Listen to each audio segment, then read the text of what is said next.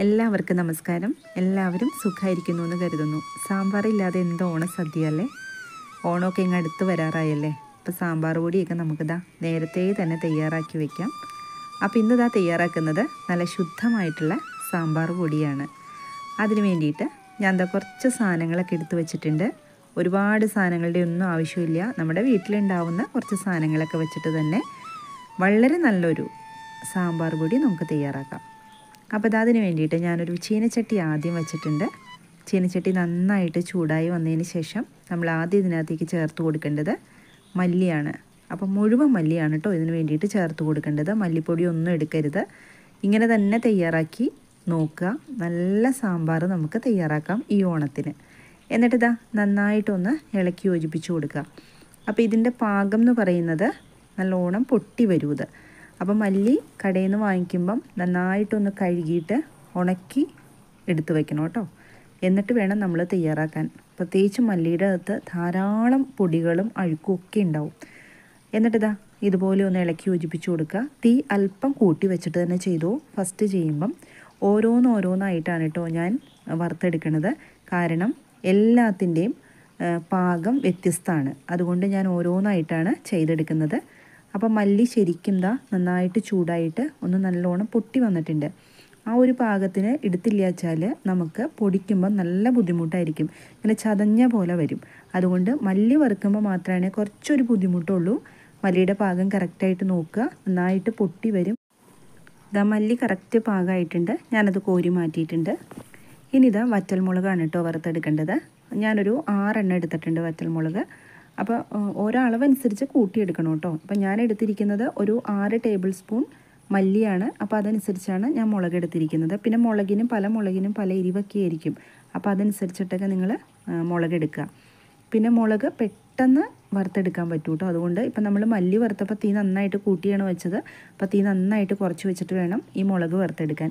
മുളകിൻ്റെ അകത്തെ അരി ഉണ്ടല്ലോ, അത് ഞാൻ എടുത്തു മാറ്റുന്നുണ്ട് കേട്ടോ. കാരണം അതിന് നല്ല എരിവായിരിക്കും. അപ്പോൾ നമ്മുടെ പൊടിക്കും അത്യാവശ്യം എരിവ് കൂടും. അതുകൊണ്ട് അത് ഞാൻ ഇതിനകത്തേക്ക് ഇടുന്നില്ല. ഞാൻ വന്നതെല്ലാം എടുത്ത് മാറ്റി വെച്ചിട്ടുണ്ട്. പിന്നെ ഇതിനകത്തേക്ക് ചേർത്ത് കൊടുക്കേണ്ടത് നമ്മുടെ കടലപ്പരിപ്പാണ്. കടലപ്പരിപ്പ് ഞാനിപ്പം 3 ടേബിൾ സ്പൂൺ എടുത്തിട്ടുണ്ട് കേട്ടോ. അതുപോലെ തന്നെ ചേർത്ത് കൊടുക്കേണ്ടതാണ് ഉഴുന്നുപരിപ്പ്. അപ്പോൾ കടലപ്പരിപ്പും ഉഴുന്നുപരിപ്പും ഒരുമിച്ചിട്ടുള്ളൂ. രണ്ടും ഒരുപോലെ തന്നെ പാകമാണ്.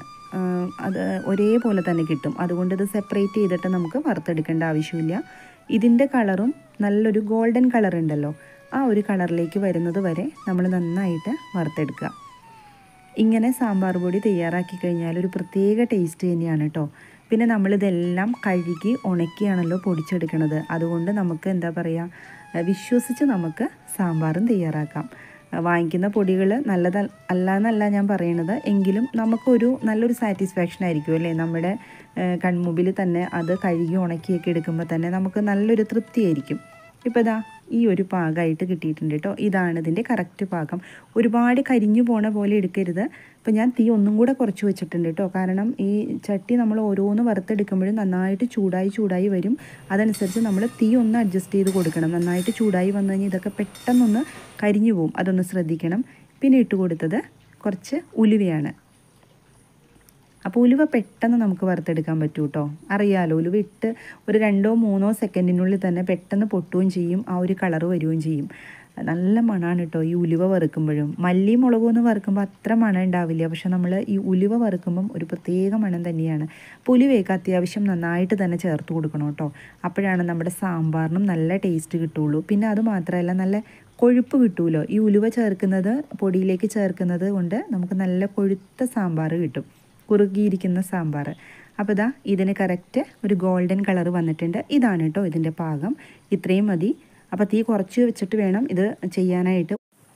ഇപ്പോൾ ഏകദേശം ഇതായി വരുന്നുണ്ട് കേട്ടോ. അപ്പോൾ വീഡിയോ കണ്ടുകൊണ്ടിരിക്കുമ്പോൾ വീഡിയോ ഇഷ്ടമായാൽ സബ്സ്ക്രൈബ് ചെയ്യാതെ കാണുന്നവരൊക്കെ ഉണ്ടെങ്കിൽ ഒന്ന് സബ്സ്ക്രൈബ് ചെയ്ത് സപ്പോർട്ട് ചെയ്തേക്കണേ. ലൈക്ക് ചെയ്യാനും കമൻറ്റ് ചെയ്യാനും ഒന്നും ആരും മറന്നു പോരുത്. അതുപോലെ തന്നെ ബെല്ലൈക്കണും ഒന്ന് എനേബിൾ ചെയ്ത് വയ്ക്കണം. എങ്കിലാണ് ഞാനിടുന്ന വീഡിയോസിൻ്റെയൊക്കെ നോട്ടിഫിക്കേഷൻ നിങ്ങൾക്ക് കിട്ടുള്ളൂ കേട്ടോ. ഇനിയിപ്പോൾ ഓണത്തിന് വേണ്ടിയിട്ട് ഞാൻ കുറച്ച് വിഭവങ്ങളൊക്കെ ഇടുന്നുണ്ട്. അപ്പോൾ എല്ലാവരും വീഡിയോസൊക്കെ ഒന്ന് കാണണം. അപ്പോൾ ഇത് കറക്റ്റ് പാകമായി വന്നിട്ടുണ്ട്. ഇനി ഇതെല്ലാം നമ്മൾക്ക് ഒന്ന് കോരി മാറ്റാം. ഇനി നമുക്ക് അടുത്തത് വറുത്തെടുക്കാം. അടുത്തത് ഞാൻ ഇതിനകത്തേക്ക് ഇട്ട് വറുക്കുന്നത് കുറച്ച് അരിയാണ് കേട്ടോ. നമ്മൾ കഴിക്കാൻ ഉപയോഗിക്കുന്ന അരി ഉണ്ടല്ലോ, മട്ടയരി, അതിട്ട് കൊടുക്കുക. അതില്ല വെച്ചാൽ നമ്മുടെ പൊടിയരി ഉണ്ടല്ലോ, അത് ചേർത്ത് കൊടുത്താലും മതി. അത് ചേർത്ത് കൊടുത്തിട്ട് നന്നായിട്ട് ഒന്നും കൂടി ഒന്ന് യോജിപ്പിച്ച് കൊടുക്കുക.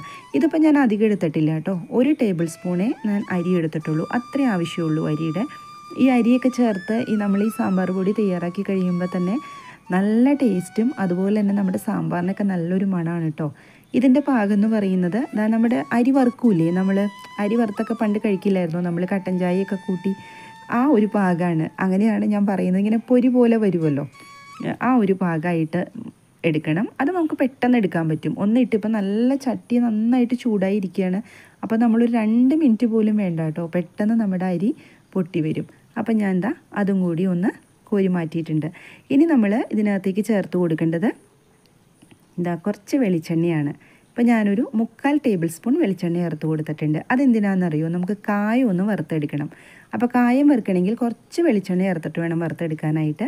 അപ്പോൾ നിങ്ങളുടെ കയ്യിൽ മുഴുവൻ കായം ഉണ്ടെങ്കിൽ അത് തന്നെ എടുക്കണം കേട്ടോ. നമ്മൾ സാമ്പാർ പൊടിയൊക്കെ ഇങ്ങനെ തയ്യാറാക്കുമ്പം ആ മുഴുവൻ കായം തന്നെ ഇട്ട് തയ്യാറാക്കുമ്പോഴാണ് ഒന്നും കൂടി നല്ല മണവും ടേസ്റ്റൊക്കെ കൂടുള്ളൂ. ഇനിയിപ്പോൾ ഇതില്ലെങ്കിൽ മാത്രം ഉലുവാപ്പൊടി ചേർക്കുക. അപ്പോൾ ഉലുവാപ്പൊടി ചേർക്കുക വെച്ചാൽ ഇപ്പോൾ ചേർക്കണ്ട. ഇതിപ്പോൾ ഈ ഒരു പാകത്തിന് ഞാൻ വറുത്ത് കോരിയിട്ടുണ്ട്. ഇനി നമ്മൾ ലാസ്റ്റ് വറുത്തെടുക്കേണ്ടത് കറിവേപ്പിലയാണ്.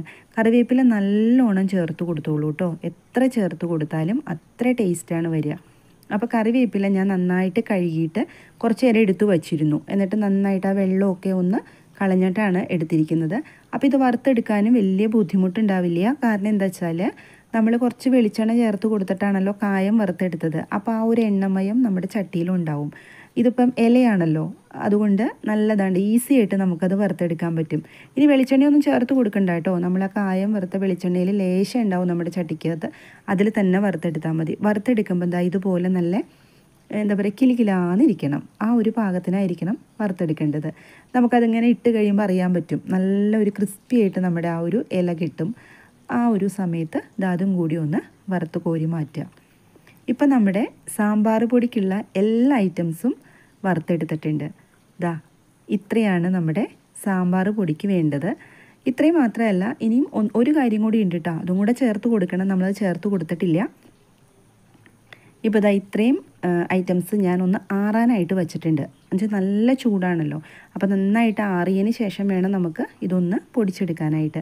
ഇനി നമ്മൾ ഇതിനകത്തേക്ക് ചേർത്ത് കൊടുക്കേണ്ടത് മഞ്ഞൾപ്പൊടിയാണ്. അപ്പോൾ മഞ്ഞൾപ്പൊടി നമ്മൾ ചേർത്ത് കൊടുത്തിട്ടില്ല. മഞ്ഞൾപ്പൊടി അതിനകത്ത് ഇട്ടിട്ട് വറുക്കേണ്ട ആവശ്യമില്ല കേട്ടോ. അപ്പോൾ ഞാൻ ഇതിനകത്തേക്ക് ഒരു 1/2 ടീസ്പൂൺ മുതൽ 3/4 ടീസ്പൂൺ വരെ നമുക്ക് മഞ്ഞൾപ്പൊടി ചേർത്ത് കൊടുക്കാം.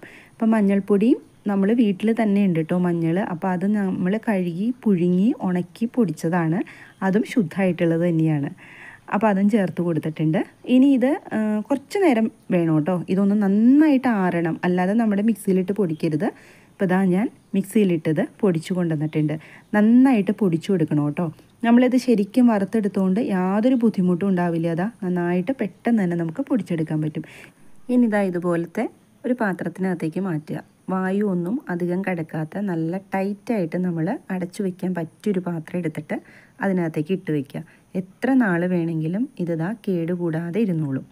അപ്പോൾ ഇതെല്ലാവരും ഈ ഓണത്തിന് തയ്യാറാക്കി നോക്കണം. അപ്പോൾ ഇനി ഓണം വിഭവങ്ങളുമായിട്ട് നമുക്ക് മറ്റൊരു വീഡിയോയിൽ കാണാം. എല്ലാവരും സന്തോഷമായിട്ടിരിക്കുക. Thank you.